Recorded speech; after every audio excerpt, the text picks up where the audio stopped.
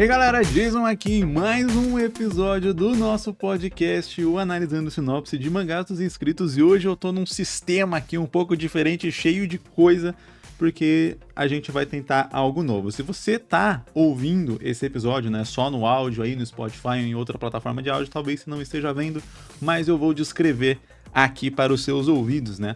Eu estou aqui com a minha pen display aqui na minha frente, né? Montada, o microfone padrão aqui, eu também tenho uma câmera aqui posicionada para a pen display, porque a ideia aqui é a gente testar algumas coisas novas no nosso podcast. O que acontece?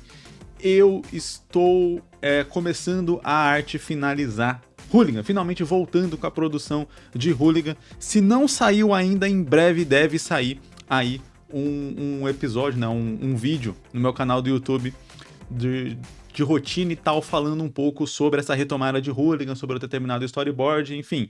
Então, eu vou falar mais sobre isso nesse vídeo, né? Se já saiu, você pode conferir no canal. Se ainda não saiu, não se preocupa, em breve deve ser publicado. Como eu já gravei ele com antecedência, né? Enfim, a ordem fica um pouco complexa. De qualquer modo, o que a gente vai tentar aqui eu vou tentar desenhar Hooligan enquanto eu analiso as sinopses aqui para eu tentar dar uma otimizada aqui no meu tempo, porque vendo esse vídeo você vai ver ali que eu tenho um tempo muito reduzido para conseguir trabalhar nos meus projetos autorais, né, incluindo aqui o canal do YouTube e eventualmente, né, consequentemente aqui o podcast também e os meus próprios mangás. Então, vou tentar fazer isso aqui. Eu tenho que dizer que eu sempre tive uma certa dificuldade em falar e desenhar ao mesmo tempo, né? Enfim, eu não tenho muito essa habilidade, então eu vou pedir paciência aí para você durante esse teste aqui, e vamos ver como que a coisa sai. Se ficar legal, deixa aqui nos comentários, deixa o seu apoio aí, que vai ser muito importante, para eu saber que, beleza, dá para eu tentar continuar com esse formato aqui, para que eu consiga fazer Hooligan enquanto eu também mantenho a produção aqui, sobretudo aqui dos nossos episódios, né, de análise de sinopse, né? Como ele acaba sendo um episódio mais extenso ali, às vezes chega até 1 hora, né? Pô, se eu conseguir transformar essa 1 hora ali que eu tô analisando as sinopses em produção aqui da página, vai ser muito legal. Vai ser muito bom, porque aí, sei lá, ao invés de fazer 2 páginas em um dia, talvez eu consiga fazer 2,5, ou ao invés de fazer uma página só num dia, eu consiga fazer 1,5, 2 páginas, então Hooligan vai acabar saindo bem mais rápido. Vamos ver aqui se fica legal. E esta câmera que está posicionada aqui para gravar a tela, eu também vou fazer um teste, se fica legal eu conseguir gravar aqui o processo de desenho e tal, enquanto eu falo, e aí talvez vai ser um conteúdo extra aí que vai ficar para os membros, né? Então você quer se tornar membro aí do canal, tô tentando produzir algumas coisas extras exclusivas aqui para vocês membros também. Inclusive a GoPro aqui deu uma pitada, e deu uma pitada na cara do microfone.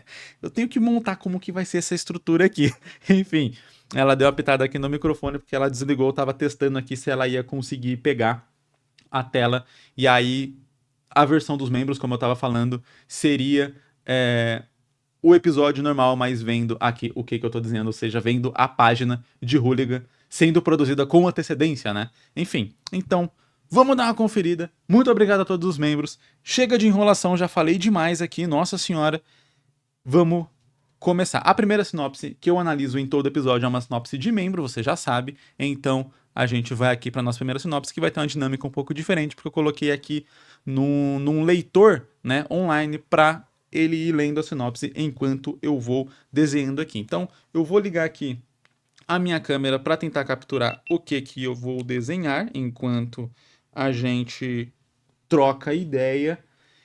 E tudo certo, né? É tanta coisa aqui que eu fico maluco, cara. Eu tenho que olhar aqui se essa câmera tá gravando, se o áudio tá pegando, se o áudio do computador tá ligado, enfim, tá tudo certo. Vamos lá. É um processo difícil, mas a gente tá na busca de tentar sempre melhorar aqui os conteúdos para poder trazer cada vez mais coisas para vocês e, de preferência, né, com mais qualidade. Ok? Bora pra primeira sinopse. CIDED, Secretaria de Investigação e Defesa Extradimensional, nome provisório, uma agência no estado de São Paulo que luta contra seres de outra dimensão.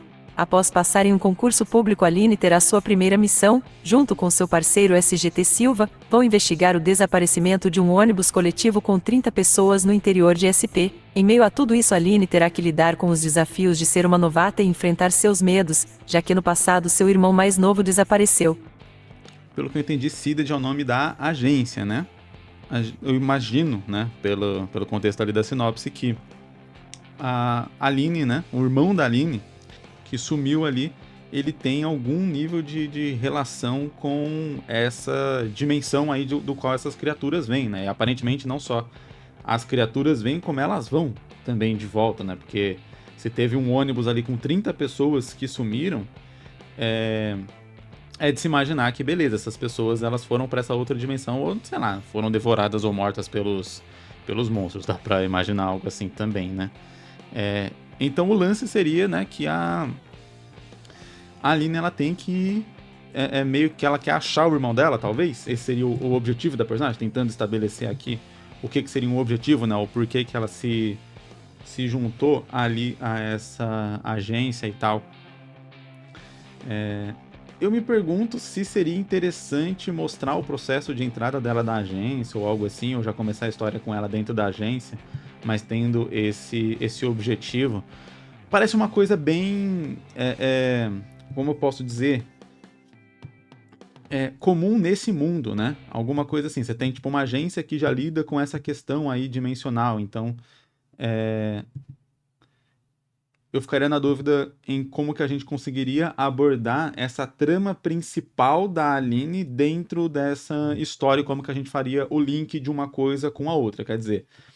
A Aline, ela supostamente, né, pelo que eu consigo entender aqui da história, ela entrou na agência para poder achar o irmão dela, ou ter pistas do irmão dela. Então, existe uma esperança de que o irmão dela esteja vivo, ou que possa ser trazidas de volta as pessoas que, sei lá, desapareceram por conta dessa questão dimensional.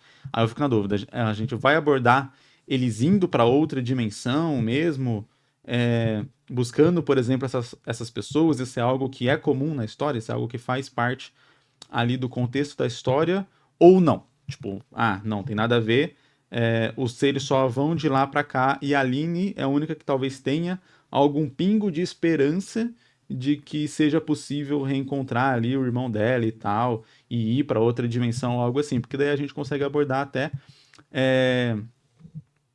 algo de diferente, né? Um ponto diferencial na Aline ali, né, em relação aos outros personagens da história, né? Eu sempre comento sobre como o protagonista, como nossos protagonistas, eles têm que ter algum a mais, né? Eles têm que ter alguma coisa que faça, que justifique o fato de eles serem os protagonistas da história, né? Além só do fato de que a gente escolheu e definiu eles para serem protagonistas e tal. Então, algo que seria interessante poderia ser isso daí, de, a gente tem esses monstros que vêm de outras dimensões, né? E eles invadem aqui nossas dimensões e fazem certas coisas. Mas daí aconteceu um caso excepcional. Isso lembra um pouco de como eu trabalho ali com o Makai, né? Por exemplo, você tem um mundo, né? Fazendo um parênteses aqui, eu espero que eu não perca a linha de raciocínio anterior. Mas fazendo um parênteses, você tem um mundo ali onde, no caso de Makai, os personagens eles têm como comum fazerem entregas, né? Então esse é o cotidiano deles.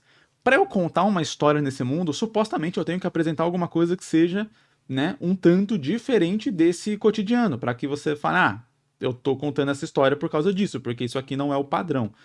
Se nesse mundo é normal terem bichos que invadem, né, monstros, criaturas ali que invadem de outra dimensão, né, invadem aqui o nosso espaço para fazer o que quer que eles façam, teria um motivo de agora aconteceu alguma coisa diferente desse status quo, diferente desse padrão, que justifica a gente estar contando essa história nesse momento. Então essa diferenciação poderia ser, sumiu um ônibus com 30 pessoas. A princípio, a agência pode achar, não, esse ônibus, é que 30 pessoas eu acho que é muito, a pessoa vai se matar para desenhar, mas vamos lá. A agência pode achar que esse ônibus foi sequestrado, tipo assim, levado ali para algum lugar aqui no nosso planeta mesmo, pelas criaturas interdimensionais. Só que aí, conforme eles vão investigando e achando as pistas e ligando ali o quebra-cabeça, né? eles vão percebendo que não, esse ônibus não foi só sequestrado e tá aqui, ele foi levado para essa outra dimensão. E aí é que eles percebem que existe a possibilidade, talvez, de eles irem para outra dimensão. Aí pode ter aquela questão clássica, né, do personagem protagonista, que ele é meio que insubordinado e tal, ele não segue todas as ordens, todas as regras certinho, né? Ele quebra as regras, mas não só por ter uma atitude rebelde, etc, né? Tipo assim, rebelde só por ser rebelde, ponto, mas por acreditar que, tipo, nem sempre a gente pode seguir as ordens, porque às vezes, né, seguir as ordens vai fazer ter uma perda, vai fazer ter alguma relação assim. Então, ela vai deixar de seguir as ordens porque ela acredita, né? E aí a relação que ela tem com o irmão dela pode ter uma certa relação com isso também. Ela acredita que, não cumprindo as ordens, que é, sei lá, espera, vamos ver, a gente acredita que eles nem devem estar mais vivos e coisa do tipo, ela vai conseguir talvez achar uma pista do irmão dela, talvez resgatar ali o irmão dela, né? E aí ela decide se enfiar na nova dimensão e a gente vai acompanhar a história ali dela dentro dessa nova dimensão, tendo que sobreviver, etc, lidar ali com os perigos, talvez junto com o parceiro dela, o SGT Silva. Por que o nome do cara é SGT, né? Enfim. E aí seria interessante, claro, é uma história que parece ser completamente diferente do que está descrito aqui, né? Que seria algo que se passaria no nosso mundo, mas, como eu disse, estou tentando juntar ali as tramas, né? A trama principal dela ter uma esperança de resgatar o irmão, e aí isso pode ser independente dela conseguir resgatar o irmão agora ou não, mas juntar ali uma missão que vai ser importante para a personagem, não ser só mais uma missão qualquer, ser uma missão que, tipo, caramba, essa é a missão pela qual eu estava esperando desde que eu me recrutei. Principalmente porque, beleza, independente de fazer uma série ou de fazer um one shot, uma história fechada, é interessante porque você vai ter que apresentar essa personagem, você vai ter que mostrar a motivação dela. E se a motivação dela de entrar ali na agência resgatar o irmão dela, ter essa esperança de que de alguma forma é possível que o irmão dela esteja vivo e esteja vivendo nessa outra dimensão de onde esses monstros vieram e para onde esses monstros levaram ele. Essa teoria de que só ela acredita e a agência como um todo não acredita, mas ela segue, ainda que seja uma fé cega, porque não tem nenhuma base para isso, além de ela saber que o irmão dela desapareceu e ninguém conseguiu achar ele e tal, e pode ter uma relação meio ali, meio Arquivo X, que o Fox Mulder, ele viu a irmã dele ser sequestrada por alienígenas e desde então ele acredita e busca isso porque ele viu, né? Mas é uma coisa que só ele viu, então ninguém acredita nele. Dá pra ter uma relação muito parecida aqui com a... Como que é o nome dela? Eu posso pensar no programa. Aline. Dá pra gente ter uma relação aqui muito próxima com a Aline, de que ela viu quando o irmão dela foi levado e ela teve essa impressão de ter visto um portal se abrindo e ele sendo levado pra dentro desse portal. E aí a agência fala que já tentou entrar no portal várias vezes, mas nunca conseguiu. Então o portal ele é só uma direção, né? Ele só vem de lá pra cá. E aí, quando eles acham o lugar onde esse ônibus estaria, né, e onde essas pessoas estariam, eles descobrem um portal diferente, que é esse portal que pode ir na direção contrária. Então, um portal que vai daqui para lá também, um portal que funciona em ambas as direções. E aí a agência pode falar que tem que estudar, que não sei o quê, que é muito perigoso, e a Aline, né, por ser insubordinada ali, e falar, tá, mas se a gente for tomar todo esse tempo, as pessoas que estavam no ônibus ali podem estar mortas e tal, até a gente, né, se preparar, até a gente fazer tudo necessário.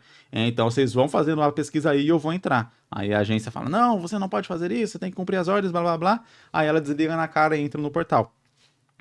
E aí a gente vai trabalhando até, inclusive, essa questão da agência do lado de fora. A gente pode criar algum outro personagem que também vai ser um pouco importante para a história, que do lado de fora vai estar trabalhando nessas pesquisas e descobrindo, por exemplo, alguns perigos que podem estar dentro daquela dimensão, de modo que a gente cria uma certa tensão de a Aline precisa sair daí, de que tem perigos que ela não está prevendo, que existem ali dentro, mas que a gente está ciente.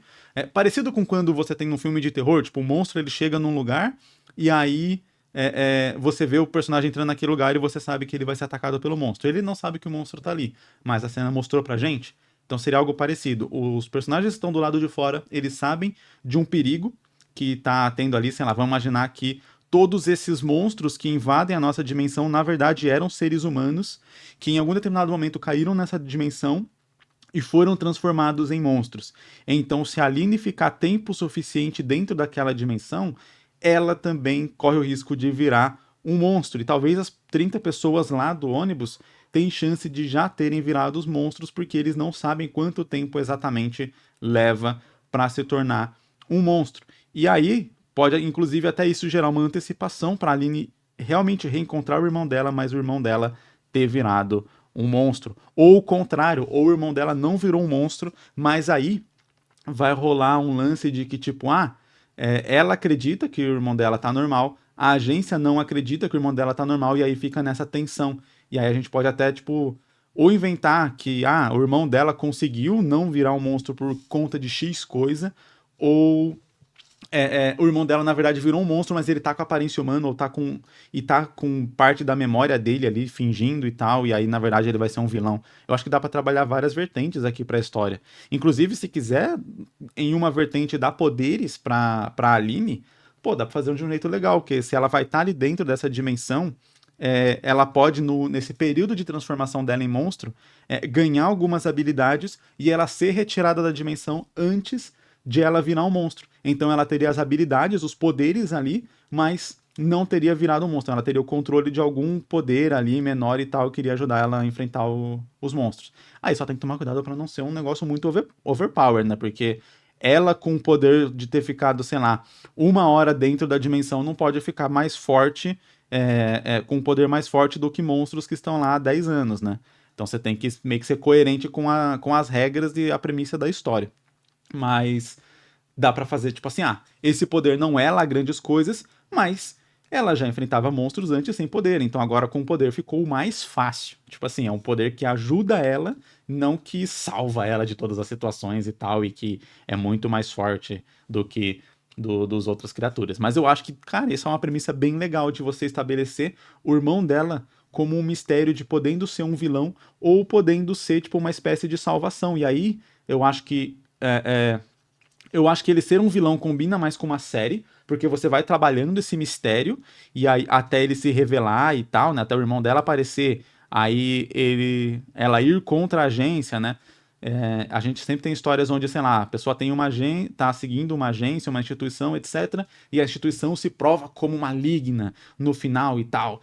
E aí tudo que a pessoa acreditou era uma farsa. Dá pra fazer uma versão meio contrária aqui, de que ela vai contra a agência várias vezes, principalmente porque a agência já falava que não tinha nem como entrar dentro da outra dimensão, e aí ela acredita talvez que a agência é incompetente ou algo assim, mas daí quando o irmão dela sai, a agência fala que ele deve ser um monstro, algo do tipo, e aí captura ele para estudo, para análise. Ela pode ir lá salvar o irmão dela, sequestrando ele, e aí exatamente a agência tinha razão. Então a gente faz o oposto do que costuma ser feito em histórias. A agência tinha razão, o irmão dela realmente tem um problema ali, ele só tá fingindo, e aí na verdade o que ele queria fazer era trazer vários outros monstros pra cá e tal, e monstros com consciência, porque ele entendeu como que dá pra você controlar o poder e ter consciência e tal. Pode ter até aquela relação de, irmã, você já tem uma parte aí do poder e tal, você já tem parte dessa evolução, imagina como você poderia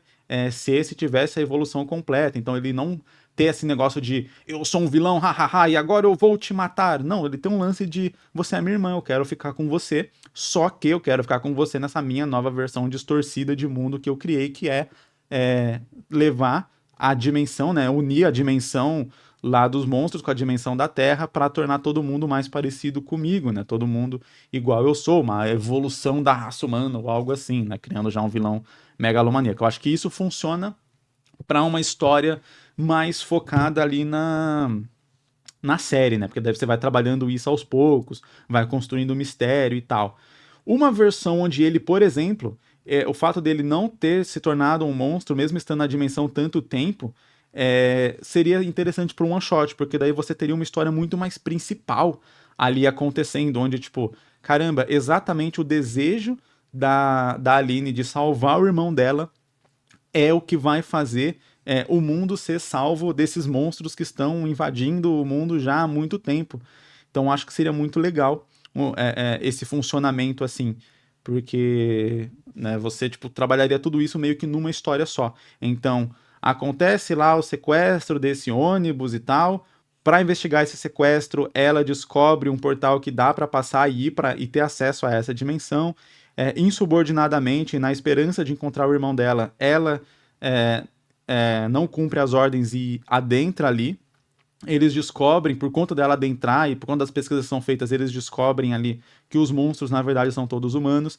Aí ela acha o irmão dela, eles tiram ela junto com o irmão dela dali, e estudando o irmão dela, chegam a uma cura, e agora que eles têm essa cura, eles precisam só meio que distribuir essa vacina ou fazer alguma coisa desse tipo. Aí, claro, a gente cria ali algum clímax, alguma coisa para a história não ser só isso. Talvez o clímax seja exatamente conseguir tirar ela de lá, né? Vai ver, tem uma outra criatura muito mais poderosa lá, que é a criatura que espalha essa radiação que transforma os humanos em monstros, e eles estão perseguindo essa criatura, e aí exatamente a missão de resgate vai ser o clímax da história, tirar eles dali. Ou você cria um clímax depois, né? Ah, descobrimos a cura, mas agora pra gente aplicar essa cura de verdade, a gente tem que achar a criatura que o irmão dela teve acesso lá dentro dessa dimensão para poder fazer uma cópia do DNA dessa criatura e poder espalhar como se fosse uma vacina. Então, tem uma última missão dentro ali do negócio e tal, né?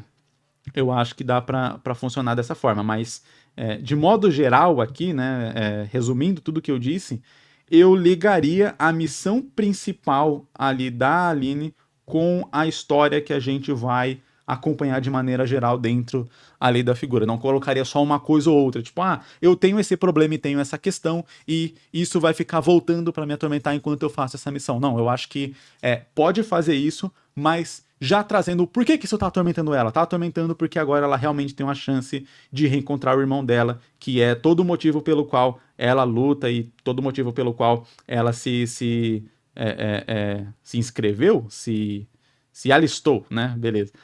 Melhor palavra, né? Se matriculou, eu tava na cabeça também ia ficar estranho. Enfim, o motivo pelo qual ela se alistou ali na Sired para começo de conversa. Título: Doidos Varridos. Em um mundo pós-apocalíptico assolado por frequentes ataques de robôs violentos, essas criações tecnológicas, originadas na próspera cidade de Tenance, lar dos mais afortunados, são consideradas falhas e rotineiramente descartadas no Eviction, a cidade dos pobres e desfavorecidos. Diante dessa situação, a família Kurogane, uma influente liderança global, enfrenta críticas por parte dos progressistas, especialmente devido ao considerável número de mortes de cidadãos do Eviction causadas pelos ataques dos robôs descontrolados. Em resposta a essas críticas, os Kurogane estabeleceram a SDC, Scrap Destroyers Company, com o objetivo de fornecer soldados capazes de combater e destruir esses robôs. Nesse contexto, Ryuji Fujimoto, nascido e criado no Eviction, almeja ingressar na SDC para desvendar o mistério que envolve a perda de memória dos 2 anos que passou na cidade próspera de Tenance. Ele empreende essa jornada ao lado de seu parceiro, Yoshiki, um androide de aparência humana. Graus: gênero, mistério, comédia e humor negro. Nota do autor: eu sei que parece bem clichê, mas no fim eu sei que depende de como foi desenvolver isso kkksksk. Bem, o objetivo dessa história é focar mais no mistério dos 2 anos de memórias perdidas do personagem principal, juntamente com o verdadeiro grande antagonista principal, que é óbvio, espero ter deixando claro, que é a família Kurogane. Prefiro usar a ameaça dos robôs como plano de fundo ou uma alavanca para o desenvolvimento da história. Basicamente, eu não vou criar uma história em que tudo que os personagens fazem é ficar lutando contra robôs gigantes. Legal. Sim, eu concordo, né? O lance é como que você desenvolve uma história, independente de ela parecer clichê ou ela parecer padrão ou não.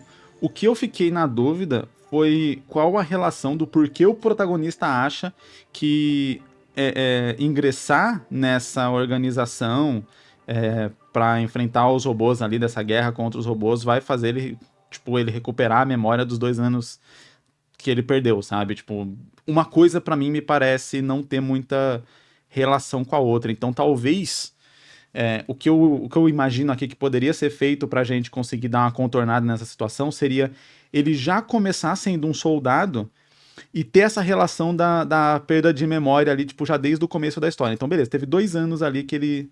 Apesar de que 2 anos é um período muito específico. Aí não sei, cara. tem que ser 2 anos? Especificamente tem que ser 2 anos?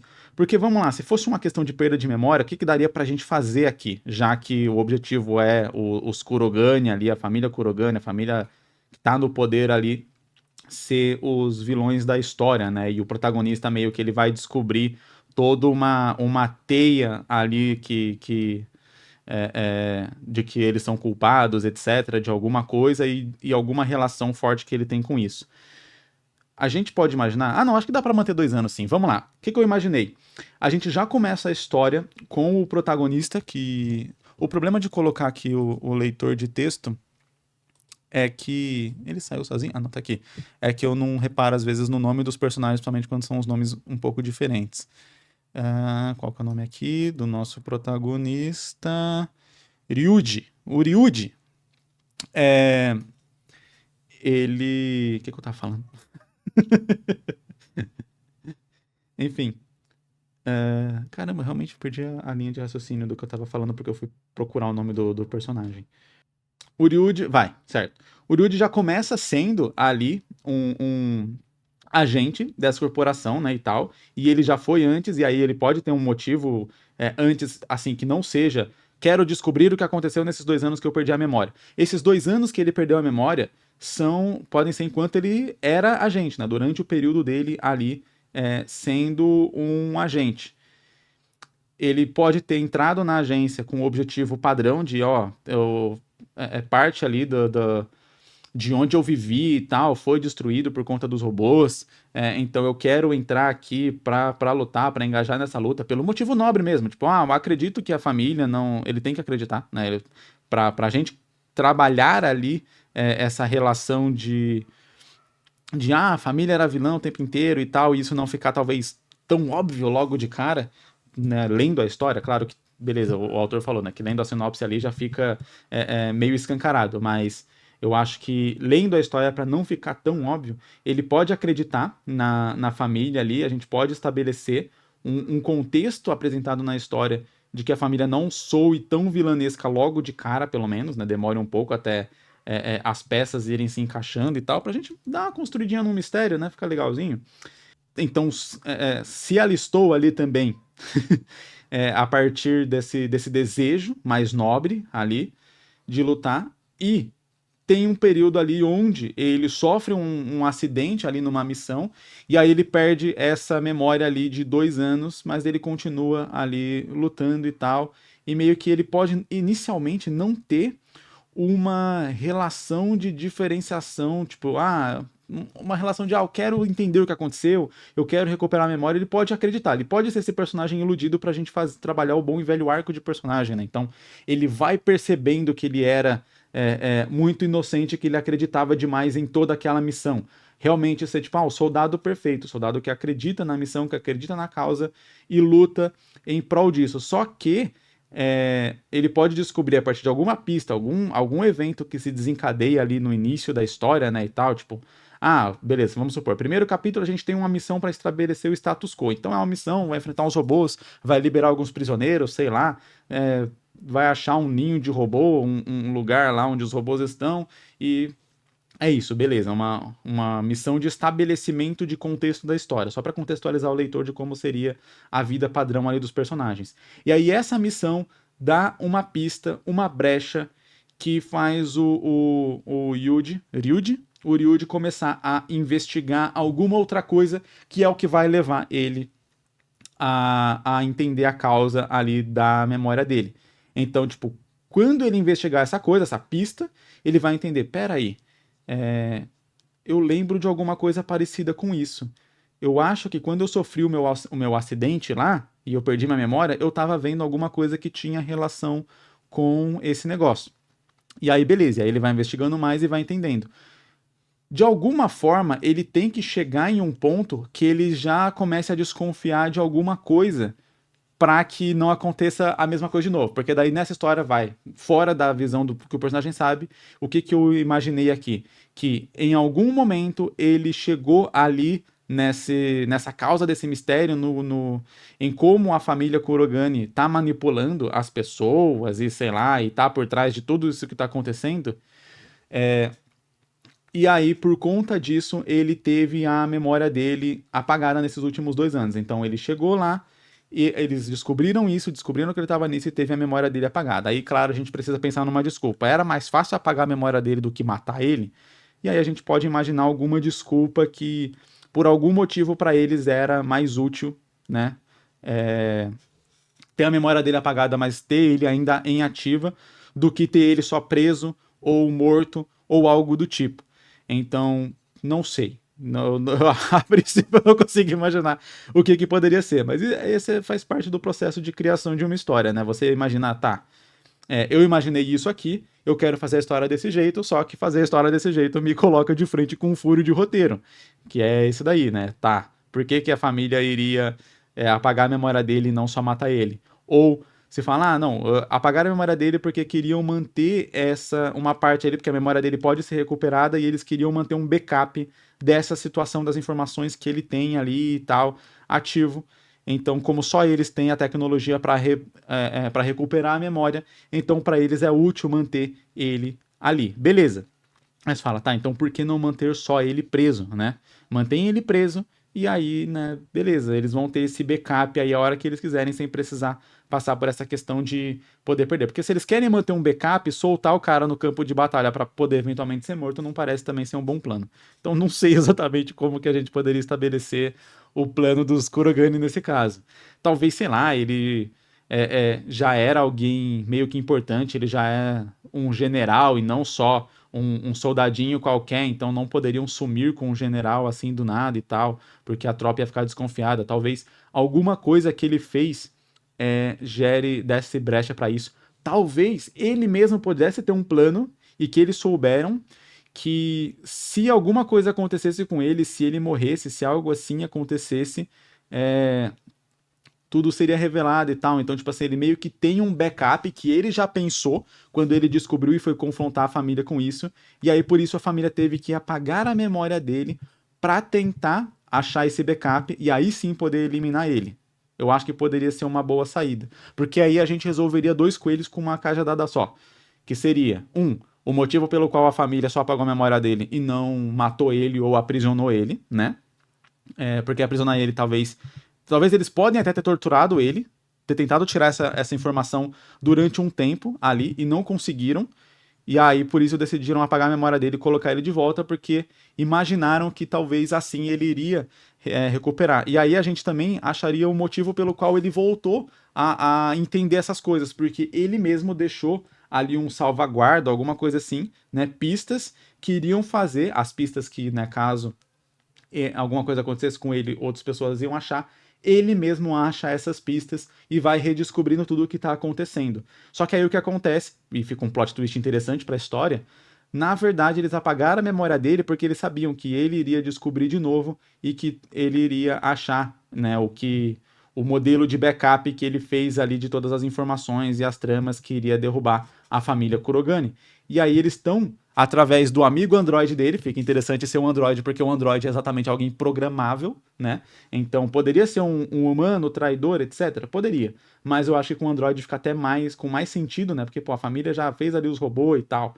Então, para eles fazerem um Android é 2 palitos e eles programarem esse Android para vigiar, né? Para estar ali do lado do Ryuji. Ryuji, né? Eu sempre esqueço o nome do personagem. E tá vigiando ele, vai funcionar muito legal.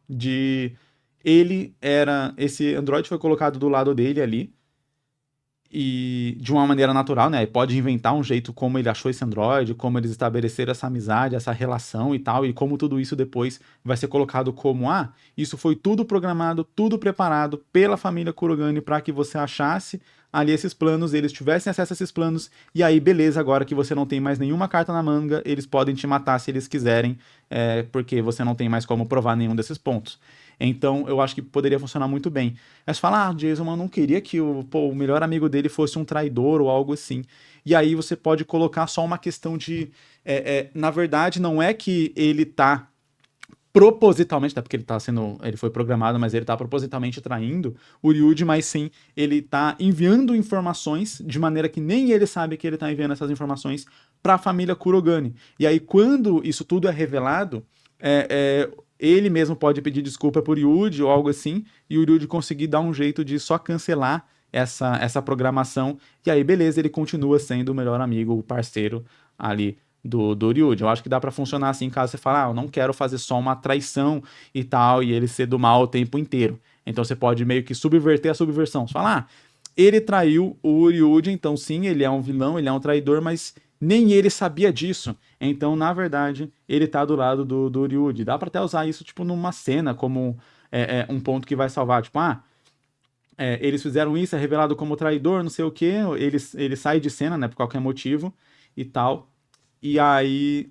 o Ryuji é capturado e tal, e vai ser preso, e vai ser morto, né, vai ser torturado de novo, ou só preso pra poder ser morto, e aí o androide resgata ele, e ele fala, mas você não tinha me traído e tal, ele fala, nem eu sabia que eu tava enviando informações pra eles esse tempo inteiro, mas eles desligaram essa função depois que eu trouxe você aqui e eles iam me descartar também, mas eu consegui fugir e vim aqui te resgatar. Então meio que você cria até o ponto que vai ser a salvação do Ryuji a partir dessa quebra da expectativa de, ele era um vilão e ele estava ao contrário o tempo inteiro. Ele volta a ser ali o personagem que a gente conhecia e acompanhou, né, ao longo da história. Então acho que seria um jeito interessante de desenvolver esse ponto também. E aí a gente consegue interligar tudo, né? A gente consegue interligar o amigo, o androide dele, a perda de memória dele ali, e aí para as pessoas que eram ali encarregadas dele ou algo assim, ele pode ter ficado em coma esse tempo que ele ficou sumido, porque ele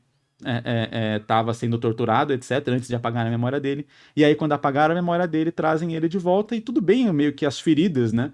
Porque, eles podem esperar as feridas da tortura voltarem, ou tudo bem, porque beleza, já foi partido do pressuposto de que ele sofreu um acidente, então ele estava em coma e tal, durante 2 anos ele ficou em coma e depois conseguiram recuperar ele e trazer ele de volta.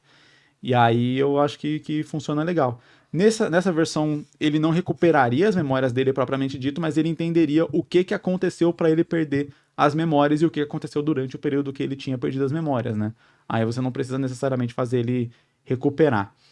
Na primeira versão que eu estava imaginando seria algo assim, como só eles têm a tecnologia de recuperar a memória e tal, ele era um backup, ele poderia usar essa tecnologia para recuperar as memórias dele. Então meio que eu estava usando esse ponto que eu inventei ali de que eles têm a tecnologia para poder dar um motivo de onde que o personagem iria arranjar a tecnologia para recuperar as memórias dele. Mas eu acho que, na real, nem precisa recuperar mesmo. Ele entendendo o que aconteceu, ele entendendo por que ele perdeu as memórias e tal, já é o suficiente para você ter um personagem ali que entendeu tudo o que aconteceu e já tá com a motivação estabelecida para poder enfrentar ali a família. Então, eu acho que seria assim, cara. Acho que seria assim que eu montaria essa história. Essa próxima sinopse aqui, ela tá bem grandinha. Mas faz parte. Agora é o leitor que lê, não sou mais eu. Então, vambora, vamos ver aqui. Oliver.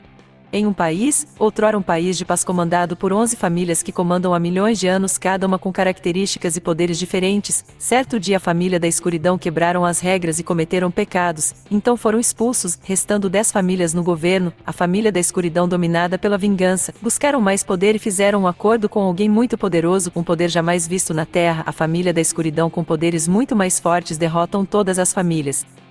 Alguns conseguiram fugir, outros não teve a mesma sorte. Umas fugiram, 2 se juntaram ao governo opressor, outras desistiram de salvar o país. Oliver, da família do vento, na época com 10 anos, foi salvo pelo seu pai, que se sacrificou por ele e conseguiu fugir com sua mãe para um lugar bem longe.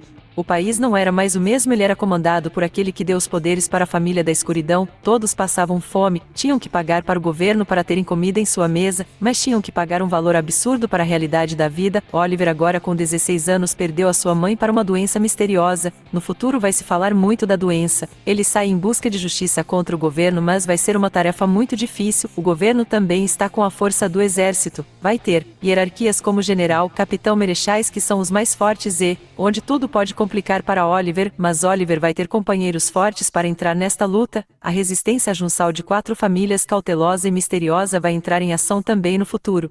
Outro sistema de poderes vai ser as pedras artificiais criado pelo melhor cientista do mundo que dá poderes de animais para o usuário. Isso será criado para a posse do governo e exército. Outro poder que vai ter a aura, não sei como chamarei ainda, mas ela vai ser o poder mais forte se dominar ela completamente. A aura supera tudo, mas é um poder que só os mais fortes possuem. Ok, o cara tava descrevendo basicamente os poderes ali. Mas aí a gente tem aquele padrão, né? Meio que uma premissa ali do pano de fundo da história, né?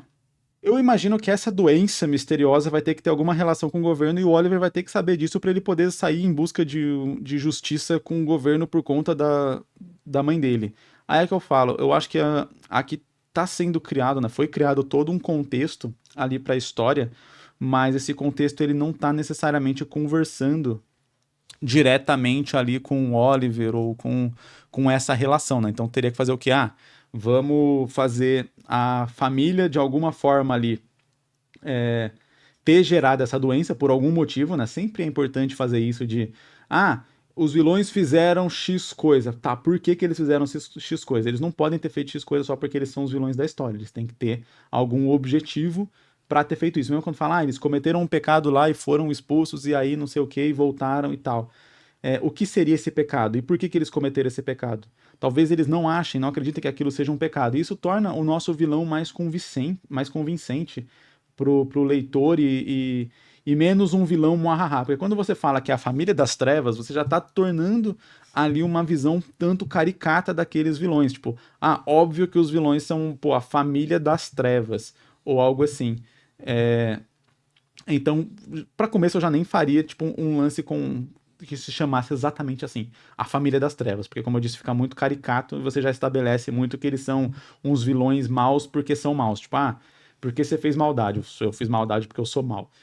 E não com um objetivo direto, que é exatamente isso que eu tô falando, né? E aí, beleza.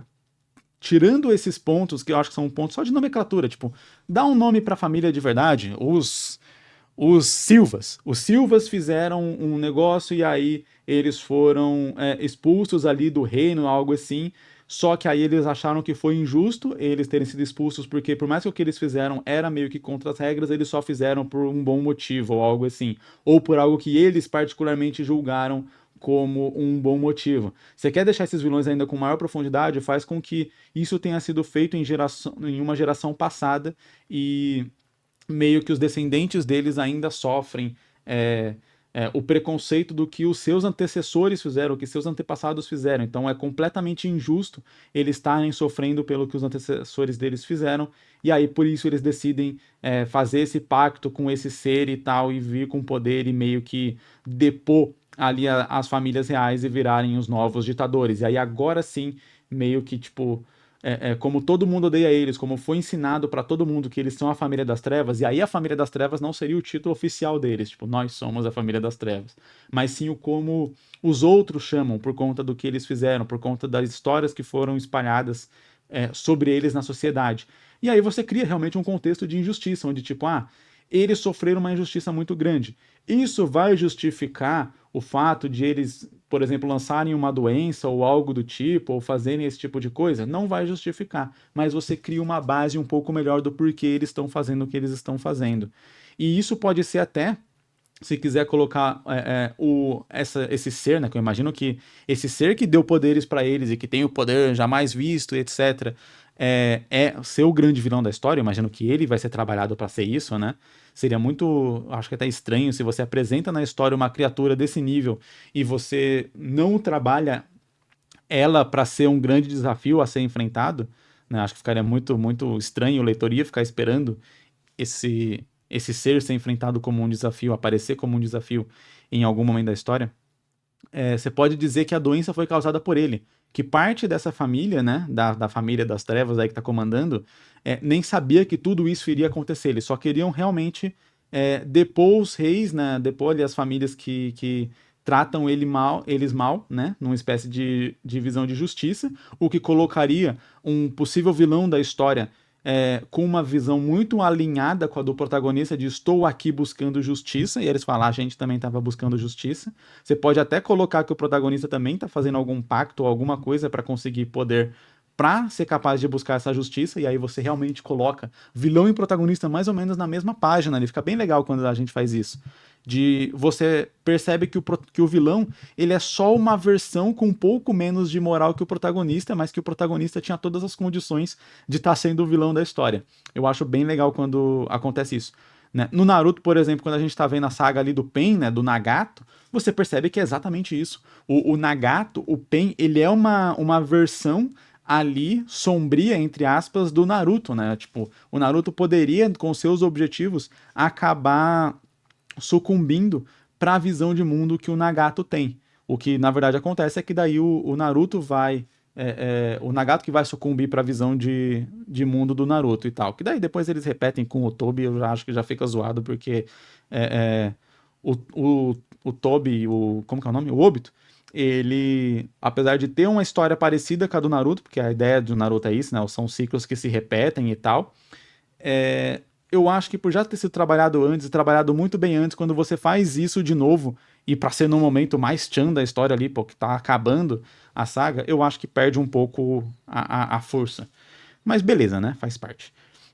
Enfim, então aqui eu acho que daria pra trabalhar uma versão assim. Aqui não fala, né, muito sobre vilão, além de, a família é a vilã, e possivelmente essa criatura que deu poderes pra eles são um vilão maior. Mas daria pra trabalhar na versão de um rival do Oliver, que é da família, que sofreu muito, que por conta disso acabou aceitando o que os parentes deles fizeram ali e tal, e ele não sabia, por exemplo, da doença ou algo assim, e ele pode até querer lutar contra a doença, mas aí, obviamente, não pode ser do jeito bonzinho, tipo, eu não sabia sobre a doença, então minha família é do mal realmente, agora eu preciso enfrentá-los. Não, isso é tipo um lance de aquele ser desgraçado traiu a gente e fez essa doença, tipo, ou ele só descobriu isso muito mais pra frente. Só que aí se ele descobre isso muito mais pra frente, pra alguém que tá dentro da família descobre isso muito mais pra frente, talvez não faça muito sentido o Oliver ter descoberto antes. Então o Oliver pode na verdade não saber que a família gerou a doença em si, ou isso pode ser uma espécie de lenda urbana também, por que meu borracha não tá funcionando? Enfim, isso pode ser uma espécie de lenda urbana contada ali entre a população, e aí por isso o Oliver acredita nisso e vai atrás da família pra enfrentar eles porque ele acredita nisso. E aí quando ele chega lá ele vai descobrindo que as coisas são um pouco diferentes e que o cara que ele enfrentou da família esse tempo inteiro e tal, porque daí você vai trabalhando aquele vilão que vai ser aquele vilão recorrente, arqui-inimigo mesmo, então os dois vão se encontrando e você vai desenvolvendo o vilão junto ali com o Oliver, porque esse vilão no final vai virar uma espécie de anti-herói, né?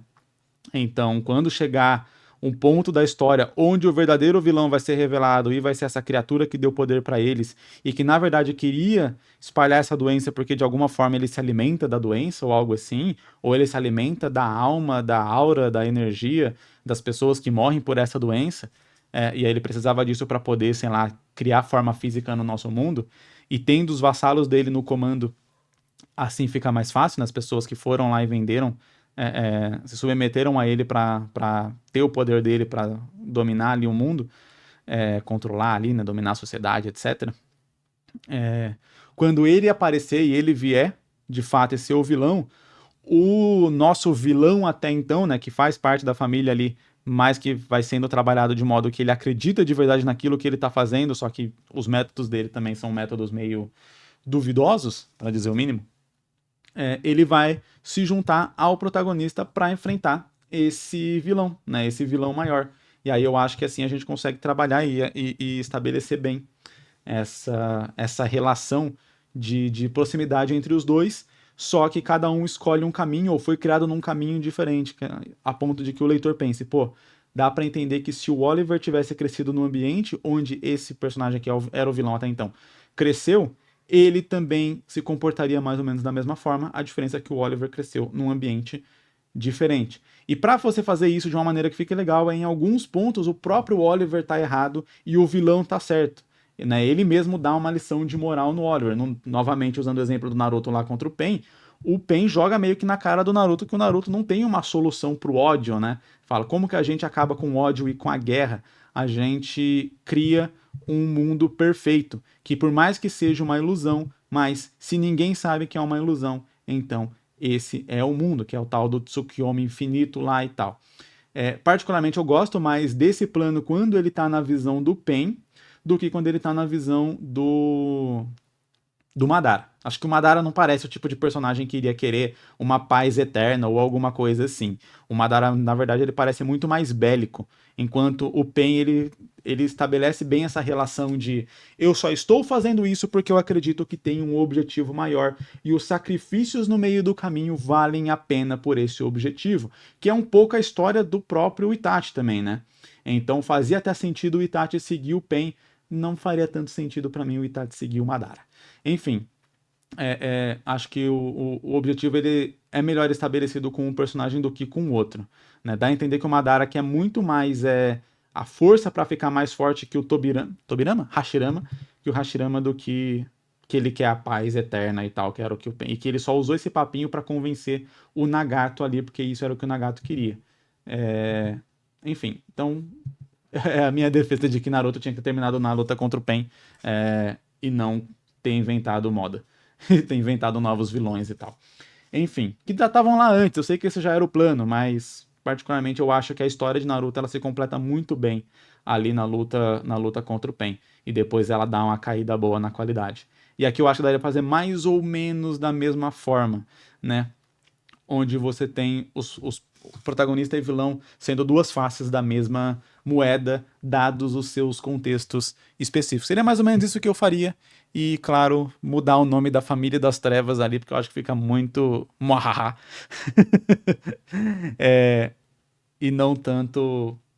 você não entra tanto na história, você não vai conseguir trabalhar esses personagens para eles terem um pouco mais de camadas e tons de cinza e pontos de empatia se você trabalhar eles dessa forma mais caricata.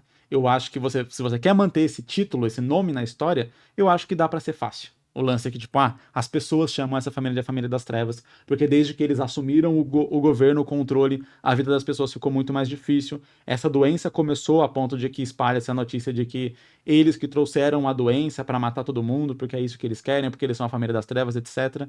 E o próprio vilão da história, né, que vai ser estabelecido como vilão, ele quer enfrentar isso de alguma forma, e ele faz várias coisas ruins, mais porque ele acha que é o certo do que só porque ele quer ser mal mesmo. Nossa última sinopse aqui, ela é curtinha, cara. Vamos lá. Em um mundo de magia, em um torneio global para maiores de 13 anos, 5 famílias sempre disputam por um objetivo em específico, porém Hiro não gosta de lutar e é forçado a ir. Essa aqui é a sinopse, é só isso, né? É bem pequena mesmo, mas ela tem uns pontos interessantes ali. É estabelecido um contexto de mundo, beleza, tem um torneio ali onde essas famílias disputam, não fala o porquê. Aí eu acho que seria alguma coisa importante a gente entender por que esse torneio acontece, por que ele é importante e por que só essas 5 famílias disputam. A gente pode colocar uma relação de nobreza, alguma coisa assim, vai. Teve algum outro mangá que eu analisei a sinopse aqui no canal, que tinha uma relação um pouco parecida, que era... tem um torneio onde as famílias reais ali, as famílias de nobreza e tal, né, a galera que tem pedigree, disputa pra ver quem vai ser a guarda real da princesa. Então poderia ser alguma relação assim, tipo, essa família tá lutando ali pra decidir quem que vai ser a guarda real, quem que vai fazer parte ali do escalão, né, da hierarquia do governo e tal. E aí, beleza, a gente tem o Hiro, o nome dele? Hiro. Aí a gente tem o Hiro, que ele não gosta de lutar, né, que ele é mais pacifista, mas ele é obrigado por conta de ele ser dessa família, né, e talvez, sei lá, você tem que inscrever o primogênito, né, você tem que escrever ali o filho mais velho, o homem, ou algo assim. Ou, beleza, talvez não precisa ser necessariamente homem, mas o filho mais velho, o Hiro é o filho mais velho ali da família dele, né, do clã dele, então ele é obrigado a ir. E aí a gente vai trabalhar essa relação de meio que uma espécie de destino pré-concebido de como os pais às vezes tentam moldar a nossa vida à regra deles e tal. Aí eu acho que essa seria a temática para ser abordada aqui nessa história. Pelo menos, né, a princípio é a temática que eu imagino que iria ser abordada aqui nessa história. onde a gente iria trabalhar o que, que o Hiro ele quer fazer da vida, por que, que ele não gosta de lutar, né? É só uma relação pacifista, ou talvez tenha um lance de que ele não gosta desse cenário como um todo, de ter que lutar, de ter que passar por isso, né? Pode ser ter uma relação simplesmente assim, de eu quero ser outra coisa, eu quero ser pintor, eu quero ser músico, eu quero fazer alguma outra coisa, mas a minha família, o meu destino é fazer isso aqui. E aí a gente vai trabalhando e desenvolvendo um pouco essa relação de que ele não pode fazer algo assim. Quando a gente vai desenvolver um tema numa história, né, é legal a gente colocar, às vezes, outros personagens que se relacionam com esse tema de maneira diferente. Então, por exemplo, a gente pode ter ali em outra família alguém que quer muito isso, que tá muito. E isso pode ser colocado até na visão de um vilão, de tipo, eu me preparei a vida inteira para isso, eu quero e tal, algo assim, de modo que talvez o Hiro pudesse vencer ali, né? E a gente ter uma lição de moral de tipo, o Hiro venceu, mas ele dá a vaga dele pra esse outro personagem que era o vilão, mostrando que tipo, pô, ele se dedicou de verdade pra isso. Beleza, eu consegui vencer ele, mas eu nunca quis, eu não quero isso. Então eu vou ceder pra ele aqui, porque ele é mais merecedor, e não é porque ele não venceu que isso torna ele menos merecedor, porque ele vai fazer essa função, ele vai exercer esse trabalho muito melhor do que eu, que não tenho vontade nenhuma de fazer essa porcaria. E aí seria meio que uma quebra ali de uma grande tradição, mas sem quebrar completamente a tradição, mas só estabelecer de que é preciso escolher a pessoa mais preparada e não só o mais forte ou que conseguiu se dar melhor ali em algum desses testes, né? E talvez, sei lá, o Hiro possa se dar bem nesse teste exatamente pela outra coisa que ele tem vontade de fazer. Vamos supor que o lance dele é ser inventor, então ele quer inventar ali algumas máquinas, algumas coisas assim, se a história não for 100% medieval, né? E aí exatamente essas máquinas ajudam ele a vencer o torneio. Só que ele fala, pô, eu consigo servir aqui vocês de outra maneira muito melhor, não sendo o capitão da guarda. O que eu sei fazer não vai contribuir sendo o capitão da guarda, mas o que ele sabe fazer vai. Mas eu posso ajudar ele aqui a ser um melhor capitão da guarda, exatamente podendo exercer a função que eu quero fazer aqui. E meio que isso quebrar ali o status quo. Lembrando que eu falei um pouco no início desse episódio, né? Que era por que a gente está contando essa história. Pô, a gente está contando essa história aqui porque ela é diferente do padrão, ela é diferente do que costuma acontecer. Quer dizer, esse torneio, ele ocorre todo ano, sei lá, ou a cada 5 anos, já há, sei lá, quantas décadas. Por que eu tô contando esse e não o que aconteceu na década anterior? Por que eu tô contando o que aconteceu nesse e não o que aconteceu há anos atrás? Por que eu tô contando esse e não o primeiro torneio desses que teve, sabe? Eu tô contando esse porque esse aqui foi o que estabeleceu uma nova diretriz ali para como iria se comportar esse torneio. Então, desde que teve esse torneio, desde que o Oliver se inscreveu, ele mudou completamente o torneio. A gente pode até ter uma relação, que eu acho que fica interessante, que falar, se o Oliver, através da sua força de vontade, ele conseguiu mudar completamente o torneio. A gente pode estabelecer uma relação de que a família dele já não vencia faz muito tempo. Eles foram, e se eu não me engano, teve até algo assim que eu disse, né, quando eu estava analisando aquela outra sinopse. Mas é porque fica um ponto interessante. Vamos lá. Vamos supor que a família do Oliver sempre venceu esse torneio uma vez e tal, e aí meio que eles carregam uma tradição de que eles são, de que eles são, né, ali uma família vencedora e tal, né, a galera lembra o nome deles, só que de um tempo depois, né, algumas gerações depois, eles pararam de conseguir vencer. E aí o pai dele tinha muito essa pressão de ter que vencer e tal, mas também não conseguiu, e aí ele colocou no Oliver muito essa pressão, a ponto de que não deixar ou não gostar que o Oliver fizesse essas outras atividades, que é o que ele gosta de fazer, que é o que ele quer fazer, para que ele se preparasse para lutar no torneio, porque o torneio é a coisa mais importante, porque se tornar o general e recuperar o nome, a honra do nome da família é a coisa mais importante. E aí, quando o Oliver vence o torneio, recusa e muda completamente, a família ela volta a ter os holofotes, ela volta a ganhar ali uma honra, mas uma honra diferente daquela que ela tinha antes, diferente daquela que o pai do Oliver imaginou que ele teria, né? Agora sendo realmente uma família que, tipo, mudou tudo completamente.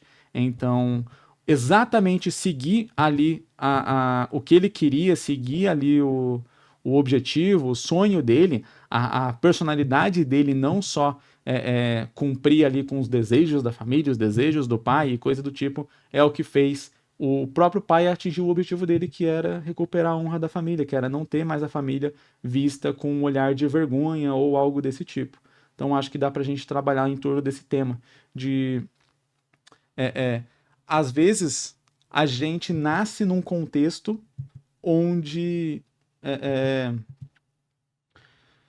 onde você não como eu falo assim, julgado por aquilo que você é melhor, você é julgado por aquilo que uma sociedade, uma família, as pessoas ao seu redor julgam como o certo, né? O famoso que fala colocar peixe para escalar árvore, né?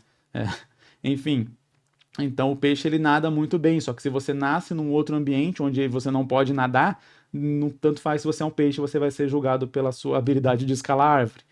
Enfim, eu acho que daria pra fazer alguma coisa assim. E seria até interessante se, por exemplo, o outro personagem ali que vencesse talvez nem fosse de uma família real, mostrando realmente esse lance de que a gente tem que escolher a pessoa que vai lidar melhor com aquilo e não só dependendo de onde a pessoa nasceu, etc. Seria um bom complemento também pro tema. Claro que aí eu não sei se daria pra trabalhar como um vilão.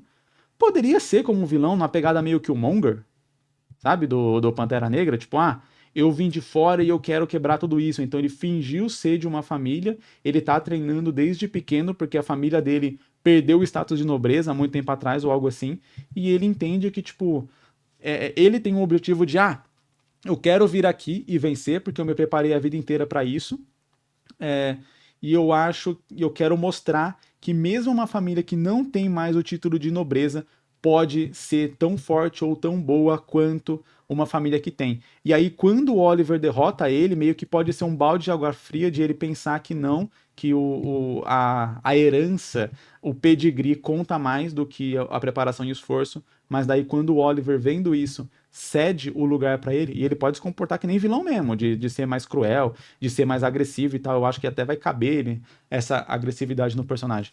Enfim, e aí quando o Oliver vencer, e der a vaga pra ele, ali meio que, tipo, tanto o objetivo do vilão quanto o objetivo do protagonista vão ser realizados com uma jogada só.